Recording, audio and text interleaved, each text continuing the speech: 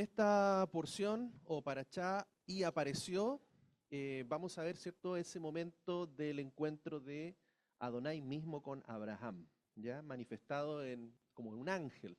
Ahí vamos a ver, ¿cierto?, que desde ese momento en adelante suceden varias cosas y esta parachá está hasta el nacimiento de Isaac. Ya Génesis 18:1 hasta el 22:24. Entonces, para introducirnos ahora a la aliyá número 4, ¿ya? Y vamos a comenzar desde Génesis 19:21 en adelante. Y vamos a revisar entonces lo que nos van diciendo estos versículos. Aquí vamos a ver hartas cosas interesantes porque lo que sucede con Lot, ya en este episodio, de alguna manera tiene relación también con los últimos tiempos, tiene relación con los días del juicio, los días de la venida de el rey, el rey Mesías, Yeshua.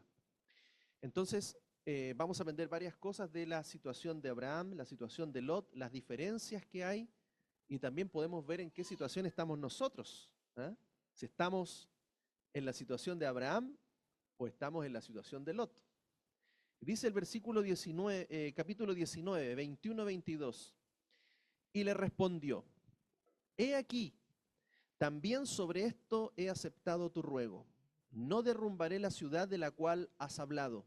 Apresúrate, escapa hacia allá, pues no podré hacer alguna cosa hasta que llegues allá. Por eso llamó Zoar el nombre de la ciudad.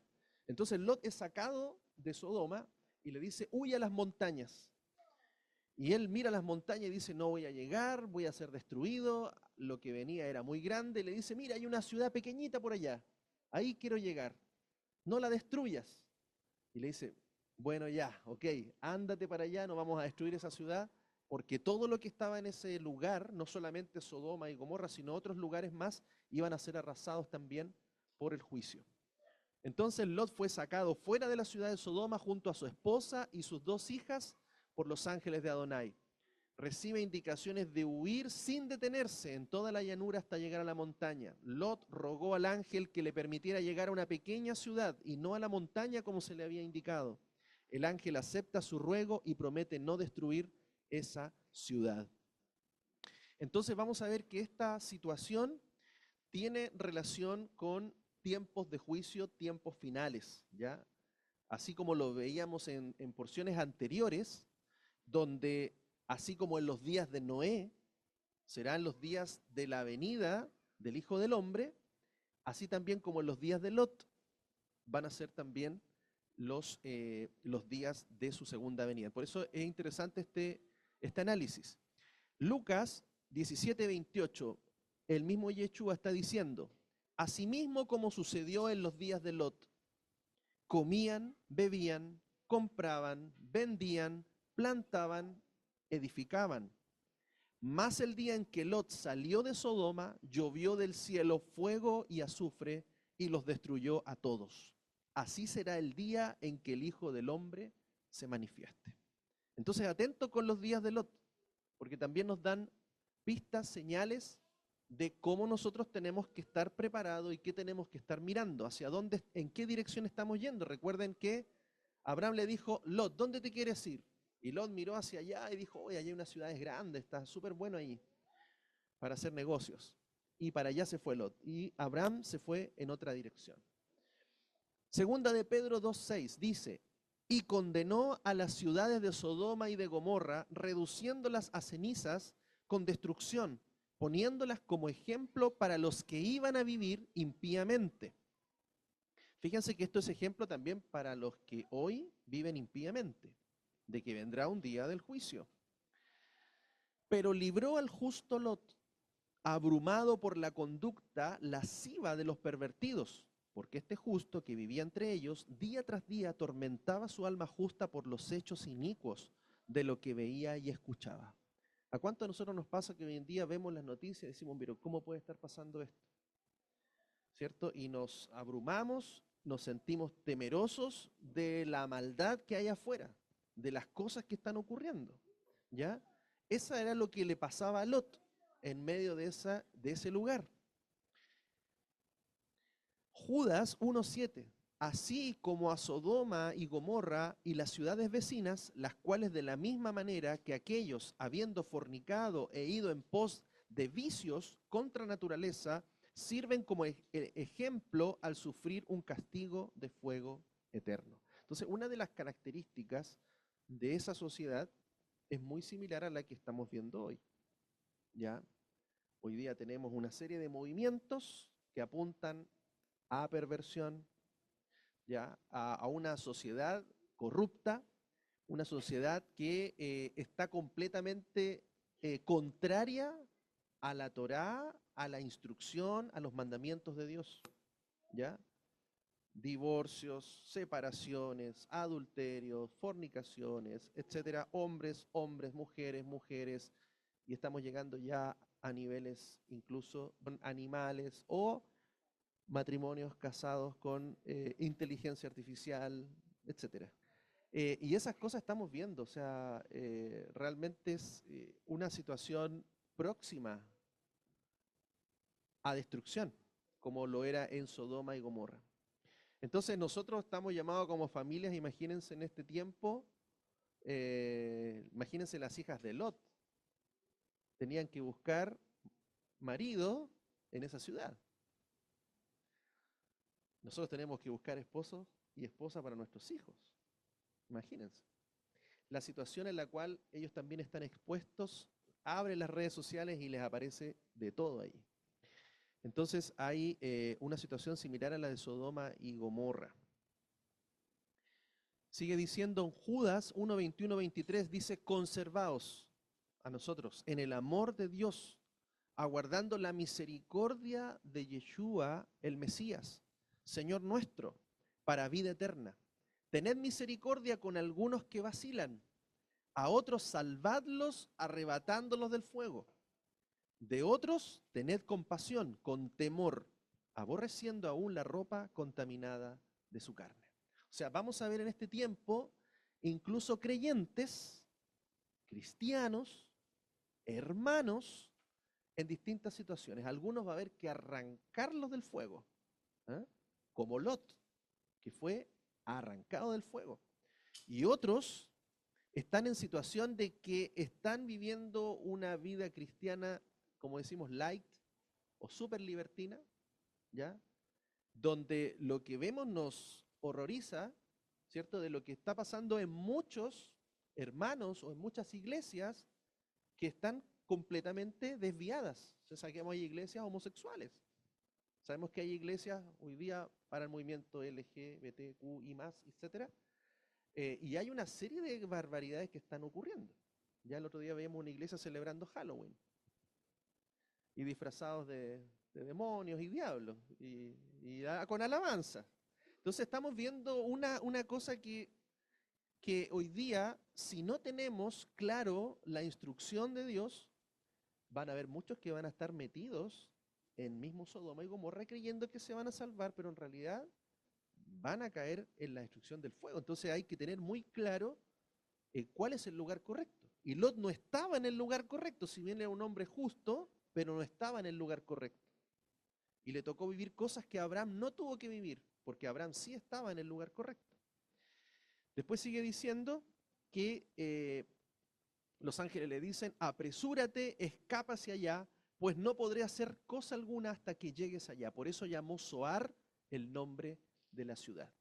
Y Zoar significa pequeño, del Strong hebreo 6686. Zoar en hebreo significa pequeño.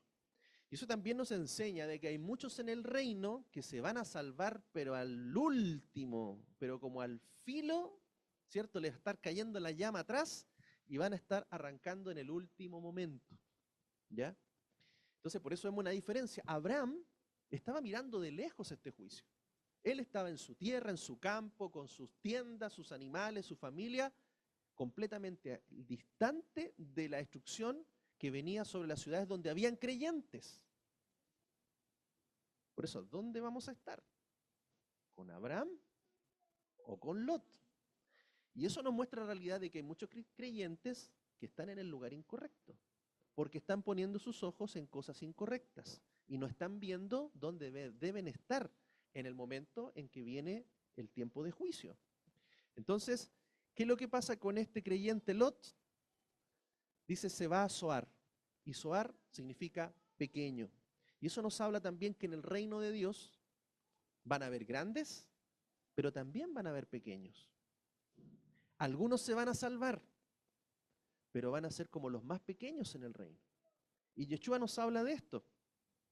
Mateo 5:19. Por tanto, cualquiera que suprima uno solo de estos mandamientos más pequeños, y así enseña a los hombres, muy pequeño será llamado en el reino de los cielos. Pero cualquiera que los practique y enseñe, este será llamado grande en el reino de los cielos. Entonces ahí vemos un Abraham que va a ser un grande en el reino, que se salva, pero va a ser un grande en el reino, y vemos a Lot, que también se iba a salvar, pero iba a ser un pequeño en el reino. ¿Ya? Entonces, hermanos, nosotros no estemos al filo, al filo del fuego, con una salvación allí al último momento. Amén. Por eso esta advertencia, para que nosotros podamos ir visualizando dónde vamos a estar en los días finales, en los días próximos. Sigue diciendo el pasaje en Génesis 19, 23, 24, salía el sol sobre aquella tierra cuando Lot entraba en Zoar. Y Adonai hizo llover desde los cielos sobre Sodoma y Gomorra azufre y fuego de parte de Adonai. Entonces vemos acá que esta situación estaba ocurriendo, todo este evento de los ángeles con Lot durante la noche, y estaba ya en dirección al amanecer, al alba, donde sabemos que hay un momento que antes del amanecer es el momento más oscuro. El momento más oscuro de la noche es antes del alba, antes del amanecer. Entonces vemos de que salía el sol, o sea, comenzaba a amanecer cuando Lot entró en Zoar, y luego vino juicio y destrucción. Entonces este lenguaje también en la Torá nos va a relacionar con qué significa ese amanecer, ese salir del sol. Y la misma escritura nos dice en Malaquías 4:2, más para vosotros, los que teméis mi nombre, nacerá el sol de justicia. Está hablando de un amanecer, de un nacer. Nacerá el sol de justicia trayendo salvación en sus alas, saldréis y saltaréis como becerros salidos del establo. ¿Ya? Entonces, vemos ahí que esa relación del sol tiene que ver con el amanecer, el sol de justicia, la segunda venida de Yeshua. Dice, el Dios de Israel ha dicho, me habló la roca de Israel, habrá un justo que gobierna entre los hombres, que gobierna el temor de Dios, será como una luz de la mañana, como el resplandor del sol en una mañana sin nubes, como la lluvia que hace brotar la hierba de la tierra. Entonces hay una relación en su segunda venida como ese amanecer, ¿cierto? La luz de la mañana, el sol de justicia. Mateo 13:43, también Yeshua dice, entonces los justos resplandecerán como el sol en el reino de su Padre. El que tiene oídos, oiga. Después dice, y Adonai hizo llover desde los cielos sobre Sodoma y Gomorra azufre y fuego de parte de Adonai. La destrucción con fuego y azufre está relacionado con el juicio del día de Adonai, el día del Señor. A veces uno decía, vamos el domingo, el día del Señor.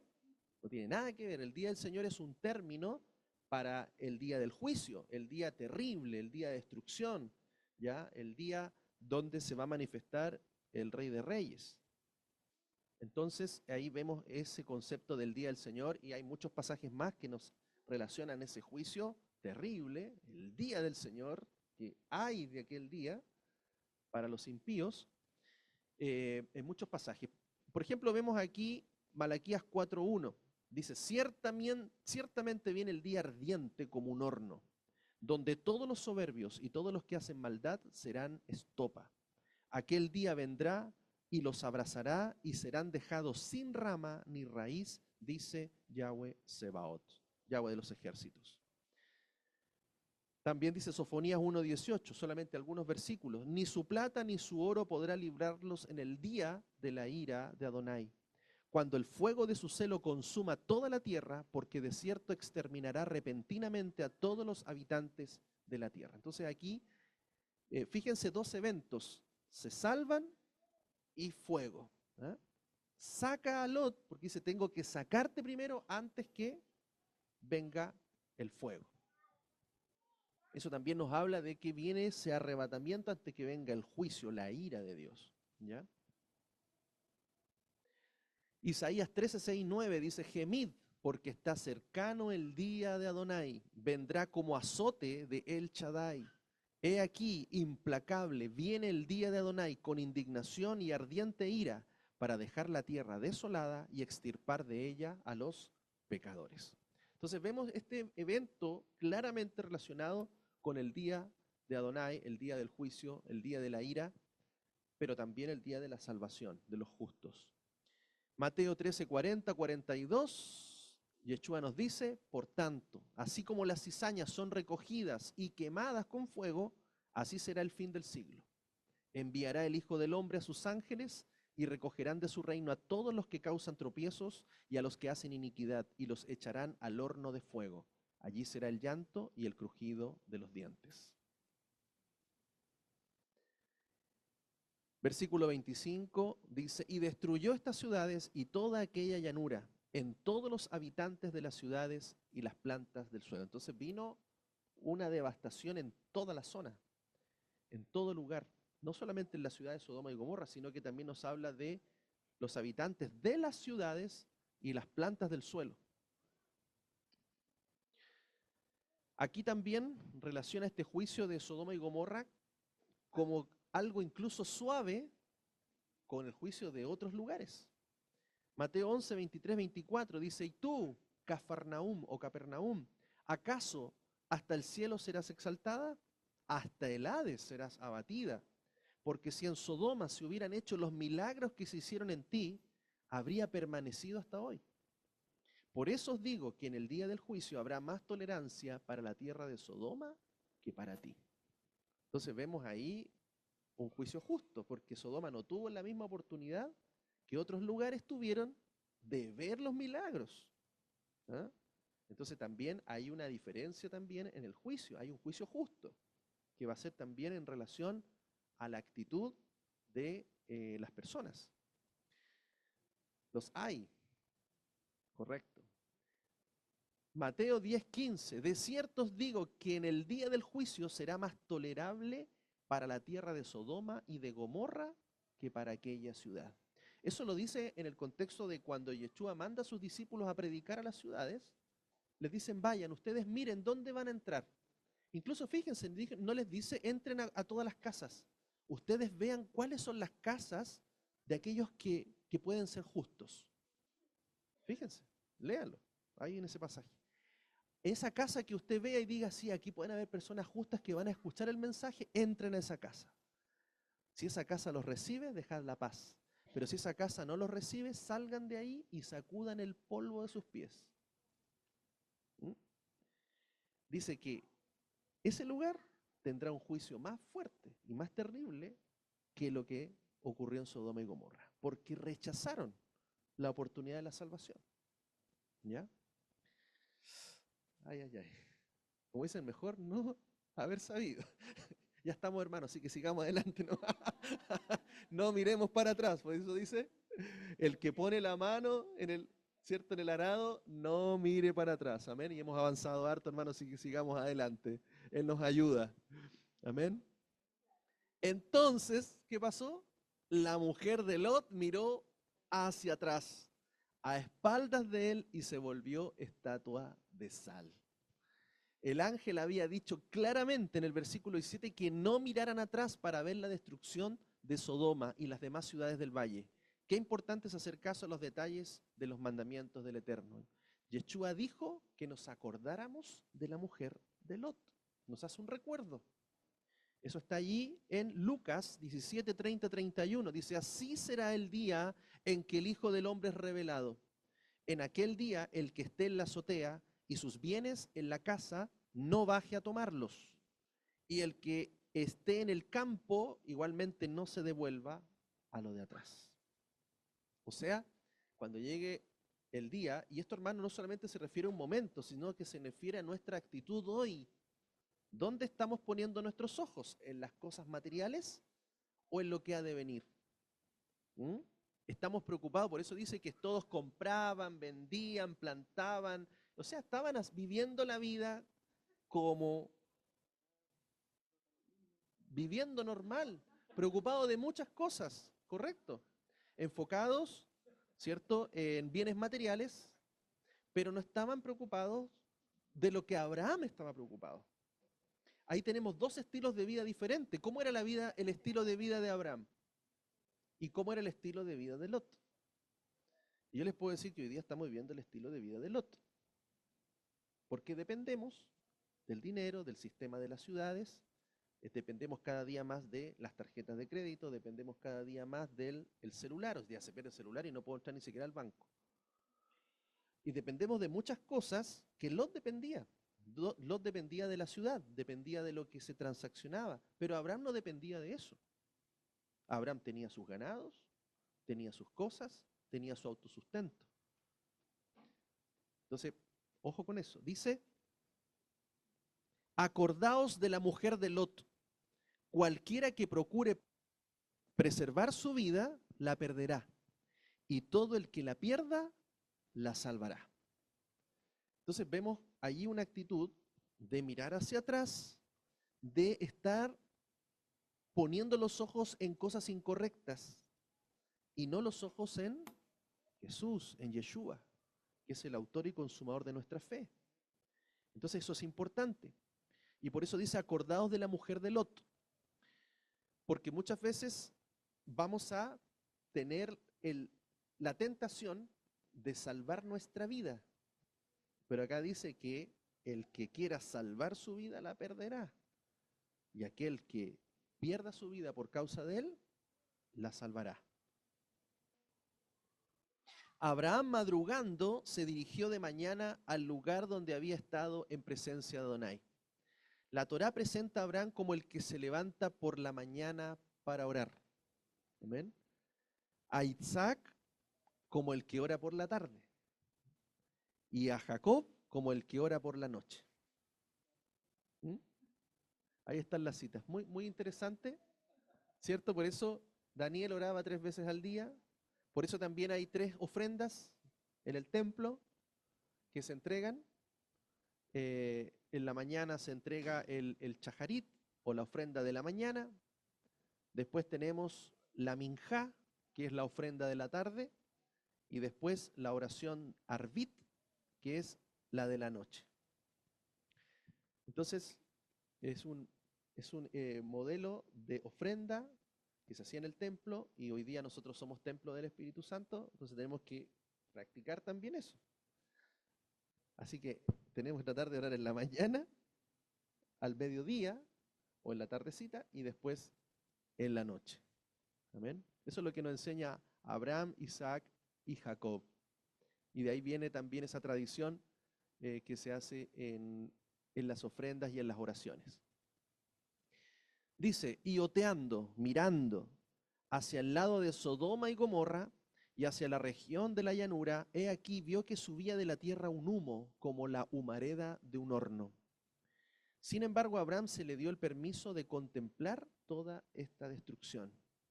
Importante, Abraham miraba de lejos, Lot de cerca.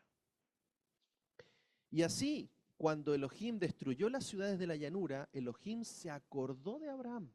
Miren qué interesante este término. Por eso sacó a Lot en medio de la destrucción de las ciudades en que Lot habitaba. ¿Cierto? La Torá no dice, y se acordó de Lot, sino que dice, se acordó de Abraham para salvar a Lot. Entonces este término es interesante para nosotros. ¿Cómo lo entendemos? Bueno, vamos aquí, nuestros hermanos judíos tienen varias posturas al respecto. Dice, la interpretación simple de este verso es que Lot fue salvado en los méritos de Abraham, ya que sus propios méritos no eran suficientes. Eso a mí me hace acordar, ¿cierto?, que vamos a ser salvos por los méritos de Yeshua, porque no vamos a ser perfectos. Pero Lot se esforzaba, incluso en medio de esa situación adversa, él se esforzaba por ser un hombre justo, ¿ya? Y que en el fondo es vivir una vida conforme a los mandamientos de Dios. Por eso Yeshua anima tanto a amarle guardando sus mandamientos. Dice, porque de no, y otro comentario también lo amplía y dice, porque de no ser por Abraham, probablemente Lot seguiría viviendo con gran confort, ocupado de sus negocios en Harán.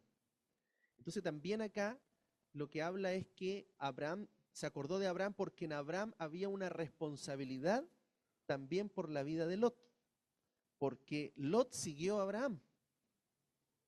Entonces cuando alguien te sigue, hay una responsabilidad de ese rabí, de ese maestro, ¿cierto? Porque nosotros ¿a quién seguimos hoy día?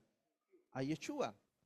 Entonces, por los méritos de Yeshua o por causa de Yeshua, nosotros a lo mejor podríamos estar en otras condiciones. Incluso, hermanos, podríamos estar, ojo, en mejores condiciones. Y a veces por seguir a Yeshua hay condiciones a veces adversas. A veces hay pruebas, tribulaciones, o vamos a pasar por situaciones que Él también va a asumir como una responsabilidad por nosotros. Si alguien padece por Él se va a acordar de nosotros. Digo, porque si Él te sacó, Él te llamó y tú le seguiste, Él va a ser responsable también y por los méritos de Él, también tú vas a ser salvo. Interesante esta mirada es incluso del hermano judío, sin hablar de Yeshua. ¿Ah? Entonces Lot se habría quedado en Harán junto con su familia, pero por causa de Abraham él salió y por causa de Abraham finalmente y todo ese camino llegó a Sodoma. Entonces tal vez nunca hubiera gozado de la ventaja espiritual de estar cerca de un justo como Abraham, pero entonces tampoco habría tenido ninguno de los problemas a los que lo condujo su nueva situación, porque la benevolencia de Lot al aceptar acompañar a Abraham fue lo que con el tiempo causó que Lot viviera en Sodoma. Por consiguiente, Lot fue salvado por mérito de Abraham, porque de no ser por Abraham, Lot nunca habría encontrado en el peligro, nunca se habría encontrado en el peligro mortal de estar en Sodoma. ¿Se entiende más o menos la idea? Ya. Ahora, hay otra posición. Rashi ofrece una comprensión bastante diferente del verso. Él propone que Lot se salvó sobre la base de un gran servicio que había hecho por Abraham muchos años antes. ¿Ya? O sea, se acordó de que Lot había servido a Abraham. Y, por ejemplo, después de encontrarse con la hambruna en Canaán, Abraham y su familia fueron a Egipto, ¿se acuerdan? Y que lo que hizo Lot, guardó y reservó el secreto de que Sarai era esposa de Abraham. Y él dijo, sí, no es la hermana. Entonces también protegió a Abraham, lo guardó en ese silencio, él también otorgó una protección para la vida de Abraham. Entonces también es un poco quizás el por qué dice la Escritura que se acordó de Abraham y salvó a Lot. Porque Lot estaba vinculado a Abraham en su fe. Recordemos que Lot estaba celebrando panes sin levadura. ¿Se acuerda cuando llegaron los ángeles a visitar? Porque recordemos, las visitaciones siempre eran en tiempos establecidos. ¿Ya? Por eso también le dice, en el tiempo establecido, Sarai, tú vas a tener un hijo. Porque hay tiempos. Probablemente Isaac nació en un tiempo establecido. Un Moed. En la Torá dice Moed, que es un tiempo específico, un tiempo establecido, lo que llamamos un kairos también. ¿Ya? Y que está relacionado ¿a qué? A las 7 fiestas. Conocemos las 7 fiestas. En todas esas fiestas que llamamos hoy, o Moed, o tiempos establecidos, acontecen situaciones específicas donde Dios hace una obra. Por eso sabemos que Yeshua no nace en Navidad, 25 de diciembre, nace en la fiesta de los tabernáculos, ya en otoño, en Israel, no en invierno. Bien, después dice, luego Lot subió desde Zoar, desde esa ciudad pequeña, y habitó en la montaña. Ahí sí que llegó a la montaña donde originalmente le habían dicho que tenía que ir, con sus 2 hijas, pues temía permanecer en Zoar. Habitó pues en una caverna junto con sus 2 hijas, y dijo la primogénita a la más joven, nuestro padre es anciano, y no hay en esta tierra ni un varón que se llegue a nosotras según las costumbres de toda la tierra. Según el Midrash, ellas pensaban que ya no quedaban hombres en la tierra por la destrucción que había ocurrido, así como en el diluvio, y tenían el buen deseo de perseverar la raza humana. Sus acciones eran malas, pero sus motivos eran buenos. Y por eso sus descendientes son bendecidos por el Eterno a pesar de su pecado. Porque sabemos que fue un pecado, pero ellas pensaban, como dice este estudio, que habían muerto todos los hombres, iban a desaparecer. Y por lo tanto, por eso toman la decisión de, primero la mayor, de embriagar a su padre y de concebir un hijo. Y luego, al día siguiente, la menor hace lo mismo y concibe también otro hijo. La primogénita parió un hijo y llamó su nombre Moab, es decir, salido de mi padre. Moab, Ab, padre en hebreo. Y Moab, salido de mi padre. Este es el padre de los moabitas hasta hoy. Ahí nacieron los moabitas. Y la más joven parió también un hijo y llamó su nombre Ben-Ammi. Ben-Ammi, es decir, hijo de mi pueblo. Ben es hijo y Am es pueblo. Entonces, hijo de mi pueblo. Este es el padre de los amonitas hasta hoy. Entonces ahí vemos cómo dos naciones nacen de Lot. ¿Mm? La mayor, dice acá, no tuvo vergüenza de lo que había hecho con su padre y por eso llamó a su hijo, hijo de mi padre. Wow. Entonces, a diferencia de la menor, que fue más discreta y llamó a su hijo, hijo de mi pueblo. Más adelante, cuando Israel iba a entrar en la tierra prometida, recibió la orden de no maltratar a los dos pueblos, Moab y Amón, porque en el fondo eran de sus familiares. Deuteronomio 2:9 dice, Adonai me dijo entonces, no hostilicéis a los moabitas, ni contendáis con ellos en guerra, porque no te daré nada de su tierra por posesión, pues he dado Ar a los hijos de Lot por posesión suya. Entonces a ellos también les dio una herencia, les dio una tierra que Israel no debía tocar y que debían respetar. O sea, hay un reconocimiento de Dios también a ese pueblo moabita, hijo de las hijas de Lot. Deuteronomio 2:19 dice, y te aproximarás a los límites de los hijos de Amón. Ahora hablando de los amonitas. No los hostigues ni los provoques, porque no te daré posesión de la tierra de los hijos de Amón, pues la he dado a los hijos de Lot por heredad. Una vez más, Dios dando indicaciones de no los toquen, no se metan con ellos, porque esa tierra es de ellos, yo se las di.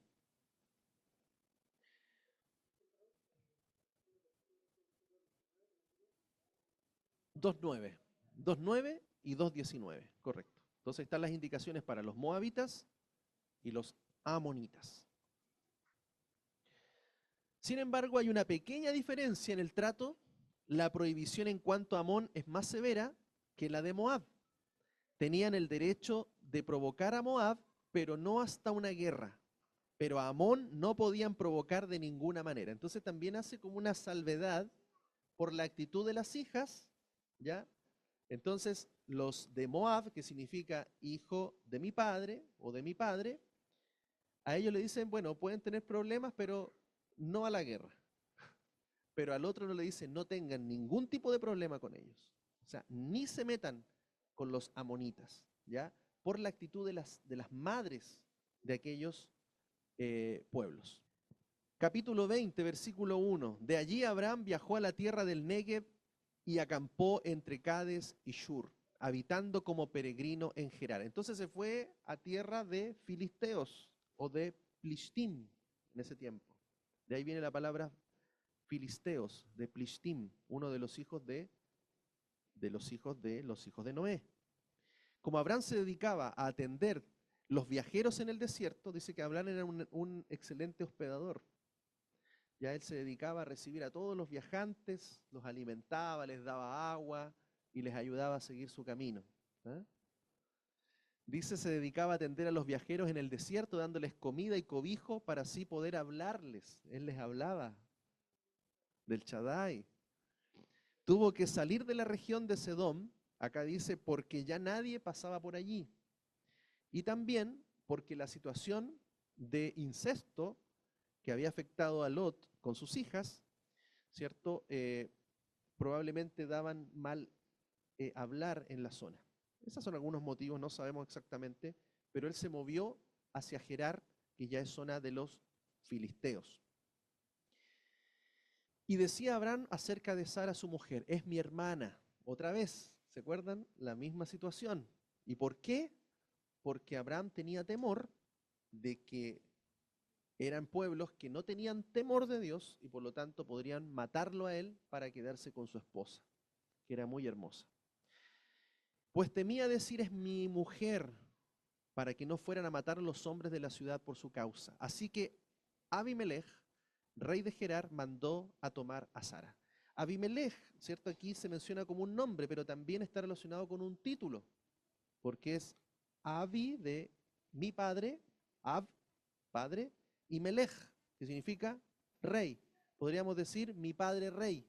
Abimelech es mi padre rey. De hecho, hay otros Abimelech en la escritura. ¿Y quién era ese padre rey? Era el patriarca o el padre líder que formaba ese pueblo, ¿cierto? Entonces, Amón era el Abimelech de los amonitas. Moab era el Abimelech de los moabitas. Entonces aquí se presenta Abimelech, que era el Plishtim, o el padre de los filisteos, y se fija también en Sara, que era muy hermosa, aún a sus 89 años de edad. ¿Ah? Y el rey filisteo la toma para casarse con ella. Esto constituye un ataque grave contra la promesa del hijo que se le había prometido de Abraham.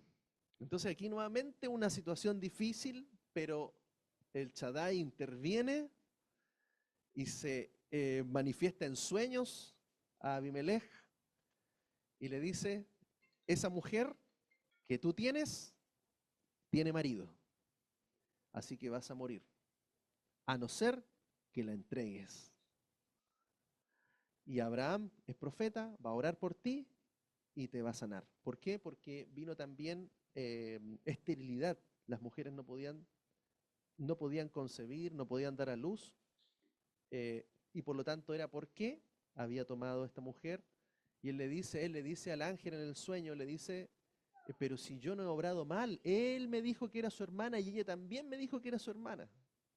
Y el ángel le dice, sí, es verdad, no has actuado con mala intención, pero tienes que devolverla. No te entusiasmes. Devuelve ahora a la mujer de ese hombre porque es profeta, y él orará por ti y vivirás. Pero si no la devuelves, sabe que de cierto morirás tú y todos los tuyos. Y aquí Abraham es llamado profeta. En hebreo, Naví. Es la primera vez que la palabra aparece en las Escrituras. Miren, no sabía eso, que primera vez que aparece la palabra Naví o profeta y asociada a Abraham. Y el Salmo, este versículo que usted ha escuchado por ahí algunas veces, dice, no toquen al ungido de Dios. Y algunos hombres se atribuyen eso. Pero el Salmo en el cual sale este pasaje está atribuido a Abraham. Si usted lee los versículos, los versos anteriores del Salmo 105, se va a dar cuenta que está hablando de Abraham. Y aquí dice, no toquéis a mis ungidos, ni hagáis mal a mis profetas. ¿Ven? Entonces, cuidado con ese título que a veces se toma humanamente, porque sabemos que ahora el único ungido es el Mesías, Yeshua. ¿Ah? Por eso Mashiach significa ungido, el ungido de Adonai. En este texto vemos que una de las tareas más importantes de un profeta es la intercesión por los necesitados. Y cuando oró, ¿cierto?, por Abimelech, fueron sanados.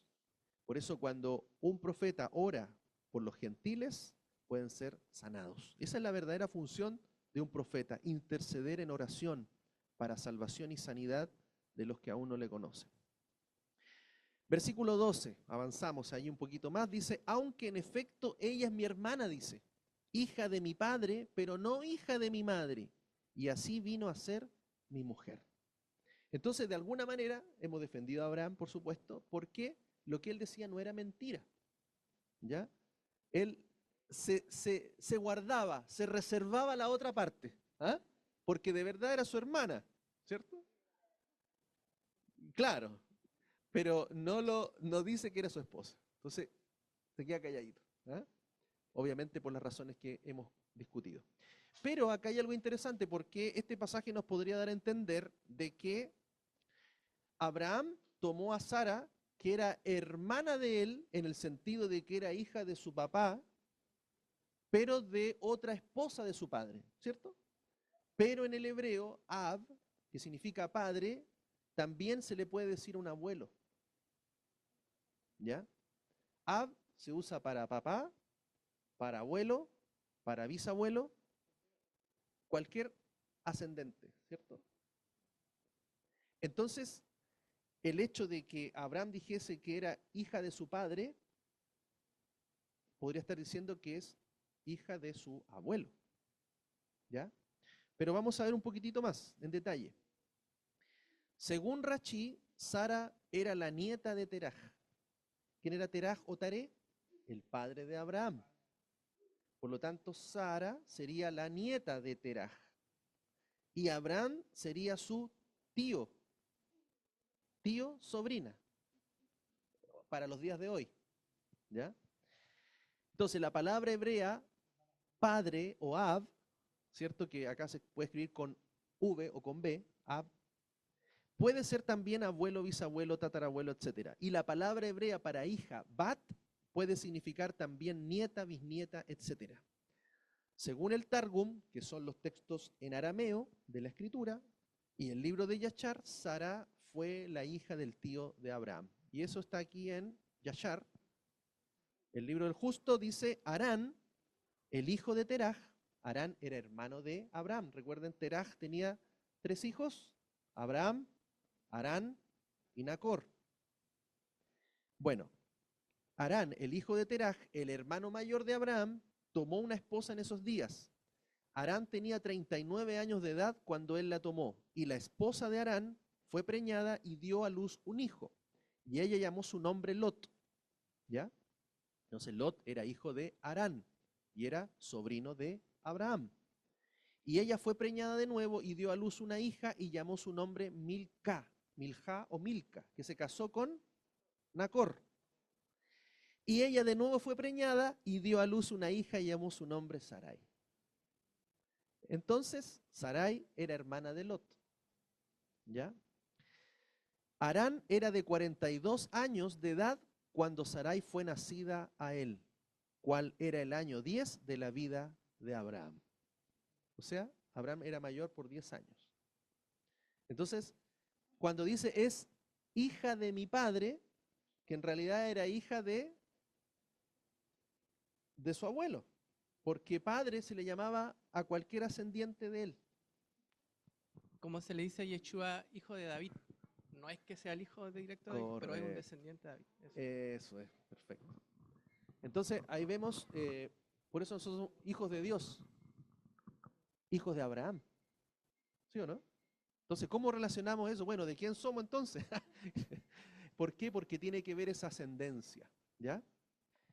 Versículo 2 del capítulo 21 dice, Sara pues concibió y le parió un hijo a Abraham en su vejez, según el tiempo señalado, según el Moed, dice ahí en hebreo, que le había hablado a Adonai. Los rumores y esto es un comentario, dice que los rumores de que el padre del niño fuera Abimelech, recordemos de que Sara fue tomada y la tenía Abimelech. Entonces, ¿qué pasó? De que algunos pueden decir, bueno, a lo mejor ese niño, como Yeshua, que también fue cuestionado. ¿Ah? Podían haber pensado que era de Abimelech, pero acá dice que el hijo de Abraham, Isaac, era idéntico a su papá. O sea, cuando tú ves el hijo, no, ya ahí se derriban todos los, ¿cierto? Todos los rumores. Claro, para la honra de su madre. Igual al padre. Dice más adelante, el siervo de Abraham, Eliezer, se confundió y pensaba que Isaac era su señor. Era tan parecido que le llamaba a Isaac también mi señor. Amén. Bien. Shabbat shalom. Amén. Hasta ahí vamos a llegar con la liyá. Muy bien. Excelente.